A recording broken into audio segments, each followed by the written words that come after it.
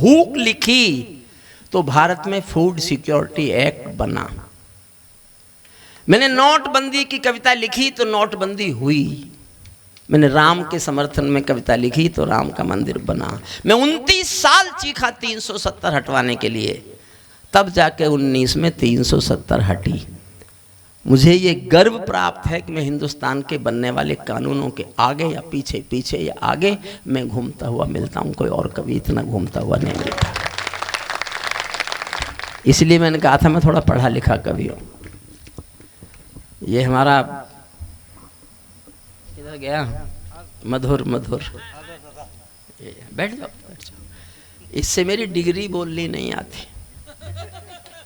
शुक्ला जी, मैंने 35 साल पहले LLD की थी। दुनिया की कानून की आखिरी पढ़ाई है, इसके बाद दुनिया भर में कोई कानून में पढ़ाई नहीं है। तो मधुर ने मुझसे पूछा भाई साहब क्या किया? मैंने कहा LLD कर ली। तो तुरंत छुटते ही बोला आप B.Ed नहीं कर सकते थे? मुझे उस दिन पता चला कि इसने बिहार में टॉप किया था। लेकिन आज मुझे शुक्ला जी आपके कार्यक्रम में ये ज्ञान प्राप्त हो रहा है अपने छोटे भाई बहनों के बीच कि तूने LLD करके क्या कर लिया। कविता तो इन्हीं के साथ पढ़ रहा है। कविता तो द्विवेदी जी के साथ ही पढ़ रहा है। कविता तो इन्हीं के साथ। एक कविता सुनिए, मेरा मन है सुनाने का। और फिर मैं एक कविता करगिल के शहीदों पे मान लीजिएगा उसको, या पुलवामा पे मान लीजिए, या पहलगाम पे मान लीजिए। मैं आखिर में और सुनाऊंगा। 2 कविताओं की अनुमति आपसे मांगता हूँ, चलेगा साहब? जो जा रहे हैं वो रुक जाएं, जहाँ से गुजरेंगे ना मेरा दिल वहीं पड़ा मिलेगा। कुछ चलना हो तो निकल जाओ। लेकिन फतेहपुर के लोग इतने निर्मम नहीं हैं। ये कोई लखनऊ थोड़ा ही है। निर्ममता उगती और संवारी जाती है राजधानियों में। देखिए, मैं आस्था के 1-2 कहानी सुनाता हूँ। एक पिंजरे में पालतू तोता था किसी के पास। एक दिन मालिक ने तोते से कहा मैं तेरा शाम तक का खाना रख दिया हूँ पिंजरे में, पड़ोसी गांव जा रहा हूँ। तोता बोला मालिक उस गांव में मेरे गुरुजी रहते हैं। मालिक बोला तो मैं क्या करूं? अरे बोले उस गांव में जा रहे हो, मेरे मालिक वहां रहते हैं, तो आप उनको मेरी राम राम तो बोल सकते हो। मालिक ने कहा मिलेगा तो बोल दूंगा। मालिक पड़ोसी गांव गया, जाके उसने कहा भी मेरे पिंजरे में एक तोता है, कोई यहाँ उसका मालिक रहता है क्या, गुरु रहता है क्या? एक बूढ़ा तोता उठ के आया, उसने कहा मैं उसका गुरु हूं। तो मालिक ने कहा मेरे तोते ने पिंजरे से तुमको राम राम भेजी है। बूढ़े तोते ने सुना और मर गया। मालिक लौट के आया, तोते ने पूछा मेरे गुरुजी मिले? मालिक बोला काय का तेरा गुरुजी? मैंने तेरी राम राम बोली, वो तो सुनते ही मर गया। इतना सुनते ही पिंजरे का तोता भी मर गया। जब मालिक ने पिंजरा खोला तो तोते की आत्मा ये कहती चली गई, समझना साहब मैं कहना क्या चाहता हूं। तोते की आत्मा ये कहती चली गई कि मालिक तुम समझे नहीं, मेरे गुरु ने मेरे लिए एक संदेश भेजा कि जिसको आजाद होना है उसे मरना आना चाहिए। ये मैंने ज्ञान दिया। कविताएं भाजपा नहीं होती, कविताएं कांग्रेस नहीं होती, कविताएं सपा नहीं होती, कविताएं बसपा भी नहीं होती। कविताएं तो राजनीतिक व्यवस्था के सांस्कृतिक संशोधन हैं। सांस्कृतिक संशोधन है राजनीतिक व्यवस्थाओं के। देश कैसे सुंदर बनेगा, सड़कें कैसे सुंदर बनेंगी, नदियां कैसे साफ होंगी, हवाई अड्डे कैसे सुंदर बनेंगे, ये काम सरकारों का है, वो करें। लेकिन हिंदुस्तान के आदमी की आदमियत कैसे अच्छी बनेगी, ये काम साहित्यकारों का है। हमें करने दीजिए, ये हमें करने दीजिए।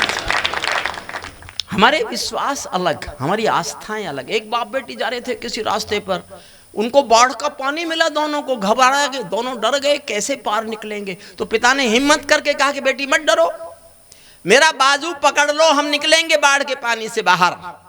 बेटी ने कहा नहीं पापा मैं आपका बाजू नहीं पकड़ूंगी, आप मेरा बाजू पकड़ो। पिता ने कहा क्या फर्क पड़ता है, मैंने तुम्हारा बाजू पकड़ा या तुमने मेरा बाजू पकड़ा, क्या फर्क पड़ता है? समझना मैं क्या बताना चाहता हूं। बेटी ने कहा पापा बहुत फर्क पड़ता है, मैं किसी मजबूरी में, अपने स्वार्थ में आपका हाथ छोड़ भी सकती हूँ, लेकिन एक बाप अपनी बेटी का हाथ किसी हाल में कभी छोड़ नहीं सकता। ये मैंने किया आपको ठोक पीट के ठीक। मैं ताजों के लिए समर्पण वंदन गीत नहीं गाता, मैं ताजों, बस पानी और मेरे पास रख दें। मैं पिछले दिनों बीमार हुआ था साहब, तो लंबे समय बीमार हुआ, तो मैंने दवाइयाँ बहुत खाई, और मेरा संकट ये था, जो मेरे एलोपैथी के डॉक्टर दोस्त थे वो तो अपनी दवाई ठोकते थे कि इन्हीं को खाना। अच्छा, मैं बाबा रामदेव के पास उठता बैठता हूँ, वो अपनी दवाई ठोकते थे, बोले इन डॉक्टरों की मत खाना वरना मर जाएगा। डॉक्टर कहते थे इस बाबा की मत खाना वरना मर जाएगा। और मैं बचा तब जब मैंने दोनों की खानी बंद कर दी। सच मानिए, फिर भी इतनी दवाइयाँ खिलाई हैं, गला खुश्क कर दिया। मैं ताजों के लिए समर्पण वंदन गीत नहीं गाता, दरबारों के लिए कभी अभिनंदन गीत नहीं गाता। गौन भले हो जाऊं लेकिन मौन नहीं हो सकता मैं। चौथी पंक्ति समझ जाओगे, मेरी पूरी कविता समझ जाओगे। चौथी पंक्ति पर ध्यान देना बस प्लीज, और मैं देखना चाहता हूं आप मेरी चौथी पंक्ति को कितना गंभीरता से सुन रहे हैं। फिर पढ़ता हूं। मैं ताजों के लिए समर्पण वंदन गीत नहीं गाता, दरबारों के लिए कभी अभिनंदन गीत नहीं गाता। गौन भले हो जाऊं लेकिन मौन नहीं हो सकता मैं। पुत्र मोह में शस्त्र त्याग कर द्रोण नहीं हो सकता मैं। पुत्र मोह। सल्यूट आपका, बहुत बहुत आभार। देखो साहब, भले ही आप लोग थोड़े हों, शुक्ला जी, भले ही कम लोग आए हों, लेकिन प्रारंभ से लेके अब तक जिस मन से आप थोड़े लोगों ने कविता सुनी है, मैं एक बात बिना कहे जाऊंगा तो मेरे मन पे बोझ रहेगा। मैं 30 साल लाल किले में गया हूं कविता सुनाने, 30 साल, लेकिन जिस मन से हर कवि को निष्ठा से, प्यार से, दुलार से, ध्यान से आप सबने सुना है, मैं 30 साल के लाल किले के 30 कवि सम्मेलन फतेहपुर के शुक्ला जी के इस एक कवि सम्मेलन पर न्यौछावर करने की घोषणा करता। कम लोगों से कोई फर्क नहीं पड़ता, कम लोगों से होने से कोई फर्क नहीं पड़ता। सबका प्रणाम करता हूँ, अभिवादन करता हूँ। अब आपको अपनी एक अच्छी कविता सुनाता हूँ जो मेरे हिसाब से अच्छी है। सबके हिसाब से अच्छी कोई कविता होती नहीं है। देखिए, कविताएं सरकारों का समर्थन नहीं होती। जब जब भी कविताओं ने सरकारों का समर्थन किया, या तो कविता मर गई या सरकार गिर गई।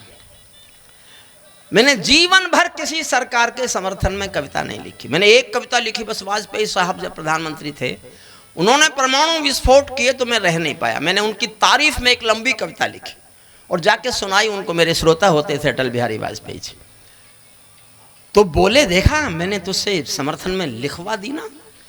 मैंने कहा जी लिखवा तो दी, पर दो बातें होंगी, या तो मेरी कविता बचेगी या आपकी सरकार। और इतिहास में लिखा है कविता बची, सरकार गिरी। उसके बाद नहीं लिखी मैंने किसी के समर्थन में। मैं क्यों किसी की सरकार गिराऊं। सुनिए मन से आप। मैं ताजों के लिए समर्पण वंदन गीत नहीं गाता, दरबारों के लिए कभी अभिनंदन। प्लीज बैठ जाओ यार। हे हुजूर, गुटखा खाए हैं थोका ना जा, हाँ तो यह थोक जाना। हमारी तो विधानसभा में भी गुटखा थोका जा सकता है, या जो वहाँ थूका जा सकता है उसको गुटखा कह सकते हैं। सुनिए मन से बस, अब मत रोकना। मैं एक दो कविता बस सुनाना चाहता हूँ। मेरी आधी नींद खुल गई है, आधी, अभी आधी नींद खुली है। पीछे के समर्थन कर देंगे, अखिलेश जी का आशीर्वाद मिल जाएगा तो पूरी नींद खुल जाएगी। लेकिन ये चिंता अभी भी मुझे सता रही है कि मुझे नींद आ क्यों रही है। खाना मैंने नहीं खाया, नहीं, इनकी तरफ मैं इसलिए ज़्यादा नहीं देखता कि किस समय पता नहीं ये पता लगे कि थे, क्योंकि हमेशा थोड़ा ही पता लगता है कि हैं कि थे, हैं कि थे। ये हैं और थे के बीच में झूमते रहते हैं। मैं ताजों के लिए समर्पण वंदन गीत नहीं गाता, दरबारों के लिए कभी अभिनंदन गीत नहीं गाता, गौन भले हो जाऊं लेकिन मौन नहीं हो सकता मैं, पुत्र मोह में शस्त्र त्याग कर द्रोण नहीं हो सकता मैं, कितने ही पहरे बैठा दो मेरी क्रुद्ध निगाहों पर, मैं दिल्ली से बात करूंगा भीड़ भरे चौराहों पर, मैं सिंहासन वाले पंखों से उड़ता नहीं मिलूंगा मैं, सिंहासन वाले पंखों से उड़ता नहीं मिलूंगा मैं, दरबारों के कालीनों से जुड़ता नहीं मिलूंगा मैं, चरण वंदना करने वालों की आवाज नहीं हूं मैं, दरबारों की मेहरबानियों का मोहताज नहीं हूं मैं धरती पर इंकलाब के स्वर की एक निशानी हूं, गाते गाते अंगारा हूं, लिखते लिखते पानी हूं, गाते गाते अंगारा हूं, लिखते लिखते पानी हूं, सत्ता का आकर्षण मेरी भूख नहीं। ये कोई गर्वोक्ति नहीं है शुक्ला जी, मैं जब चाहता जिस दिन चाहता संसद में वहां बैठ सकता था जहां और लोग बैठे रहते हैं। टिकट मांगने वाले हजारों होते हैं, मांगे मिले हुए टिकट को लौटाने वाला सिर्फ मैं होता हूं। और ये गर्वोक्ति नहीं है, मेरे जीवन की सच्चाई है सुनना। सत्ता का आकर्षण मेरी भूख नहीं, शाल दुशाला चंदन मेरी भूख नहीं, सरकारी अभिनंदन नहीं चुने मैंने, राजनीति के बंधन नहीं चुने मैंने, पद्म पुरस्कारों की चाह नहीं करता, दरबारों की मैं परवाह नहीं करता, कलम सिपाही बनकर जिंदा रहता हूँ, भूखे बच्चों से शर्मिंदा रहता हूँ, भूखे। और माफ़ करें मुझे पीछे बैठी हुई पीढ़ी, ये सब लोग जो पैसा लेके जाएंगे शुक्ला जी आपसे, अपने बच्चों के लिए लेके जाएंगे, मैं गरीब बच्चों के लिए लेके जाऊंगा। लगभग 7 से 750 गरीब बच्चे जो बिल्कुल मजलूम हैं, जो बच्चे पन्नियां सुनते थे सड़कों पर, उन बच्चों को पढ़ाने की व्यवस्था मैंने उस पैसे से की जो मुझे जनता ने दिया। मैं एक यूनिवर्सिटी में प्रोफेसर रहा हूँ, मुझे इतनी पेंशन मिलती है, मेरा काम उसमें चल जाता है। बाकी ये सब चैरिटी है जो पैसा मुझे जनता से मिलता है। सुनिए, पद्म पुरस्कारों की चाह नहीं करता, दरबारों की मैं परवाह नहीं करता, कलम सिपाही बनकर जिंदा रहता हूँ, भूखे बच्चों से शर्मिंदा रहता हूँ, पगडंडी से लाल किले तक जाता हूँ, झुग्गी झोंपड़ियों के आंसू गाता हूँ, दरबारों में लेकिन कवि का शीश नहीं झुकने दूंगा, कविता का सिंहासन से संग्राम नहीं रुकने दूंगा, कविता का सिंहासन से संग्राम नहीं रुकने दूंगा, ये सौगंध तुम्हारी है मैं देश नहीं बिकने दूंगा, देश नहीं मिटने दूंगा, मैं देश नहीं झुकने दूंगा, है मेरा विश्वास कभी सौगंध नहीं तोड़ोगे तुम, भारत माँ की सेवा का अनुबंध नहीं छोड़ोगे तुम, ऐसा कुछ कर जाओ पूरा देश देखता रह जाए, देश नहीं भूमंडल का परिवेश देखता रह जाए, देश नहीं भूमंडल का पर